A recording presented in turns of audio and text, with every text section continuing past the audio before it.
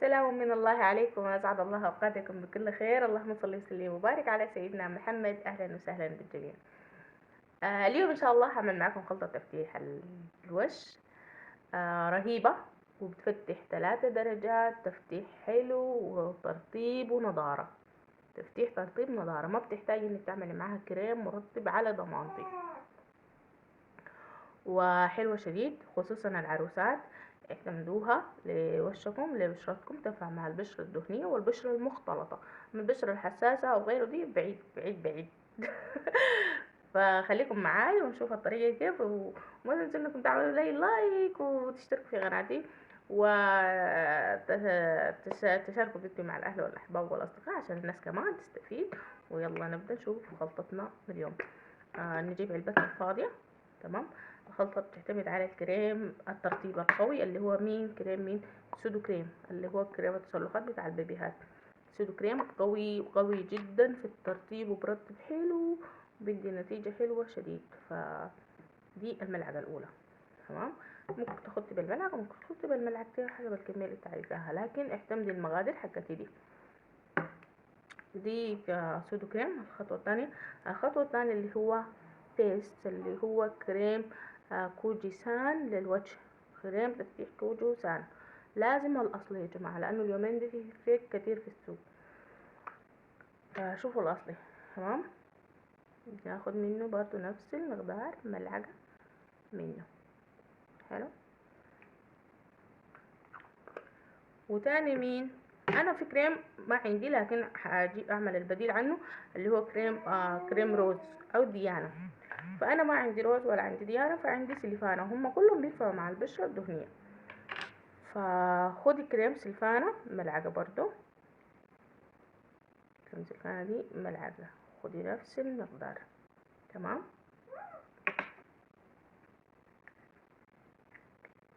كده ديل الكريمات التفتيح والترطيب مع بعض. نيجي نشوف المقشرات. المقشر هو عندنا منه كمية بسيطة، وانا عندي حساسية منه، بتحسس منه طوالي، بيعطسني وبيعمل لي نزلة ودموع وشون. فانتوا برضو اعملوا حسابكم، كبوا منه كمية بسيطة شديد. شايفين الكمية اللي كبيتها؟ يعني ربع ملعقة كده في طرف الملعقة، يعني كمية بسيطة جدا. تمام. ممكن تشتغلوا وبدلوا اماليكم. تمام. تاني حاجة كتمنا المعروف صفك، برضو كيف منه كمية بسيطة عشان يساعد لنا في التكشير ديل المقشرات. طيب كده المقشرات مع الكريمات حقتنا اللي هو قلنا كريم سلفانة، ممكن نستخدم بدل ديانا روز، المهم يعني كريم يكون بتاع تفتيح. في الترطيب قلنا عندنا الكريم بتاع سودو كريم، وعندنا كوجي سان الأصلي. تمام. يلا دي خلطتنا كده. هنقوم نضيف شنو؟ نضيف ماء ورد يا جماعة، ماء ورد عشان انتوا ممكن تكونوا ما شفتوها. ماء ورد برضو كمية بسيطة، وانا قاعدة تتكبت مني كتيرة كمان.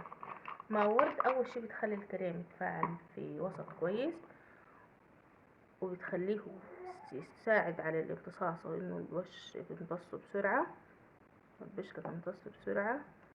طيب ندمجه كده. ايش؟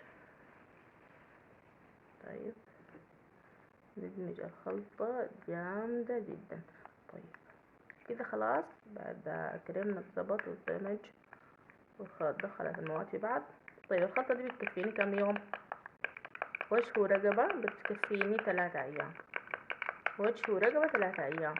الكريم ما بنوم بيه في البشرة خالص، وشك ما تنومي بيه، خليه طبيعي يتنفس وياخد راحته. نهاية ما تنومي بكريم في وشك، تمسحيه بالليل بعد صلاة العشاء، أو تمسحيه من المغرب للعشاء في الفترة دي. بعد ذاك تمسحي غسلي وشك وتصلي العشاء، وبعد ذاك تنومي. شايفاهو بيجي كيف؟ يلا كل ما كان الكريم مائي كل ما كان امتصاصه سهل وسريع في البشرة. يكفيكي 3 أيام تمسح منه على الوجه والرقبة. طريقة الاستعمال: وش يكون نظيف مغسل، ويكون فيه موية بسيط، يعني يكون مرطب فيه موية. بعد ذاك اجي امسح شنو؟ امسح الوجه كله، وامسح رقبتي وكده. خلاص.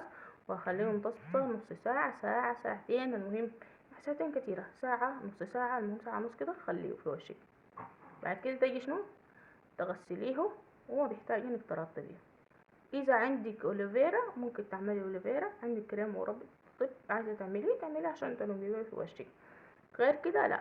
طيب انا ليه ما بقول لك انومي بالكريم في وشك؟ اول شيء الكريم لما تنومي في وش بتشيلوا المخده كله، بتقشقشي بس المخده ما بتستفيدي منه حاجه. تاني شيء البشره ما بتديها فرصه انها تتنفس تاخد منفسها الطبيعي، ما بتستفيد. فبالتالي شنو لازم تستخدميه قبل النوم يعني. اتمنى ان الفيديو بتاعي يكون عجبكم، ولا تنسوا انكم تعملوا لايك وشير وسبسكرايب، خلوا غيركم يستفيد. السلام عليكم ورحمة الله.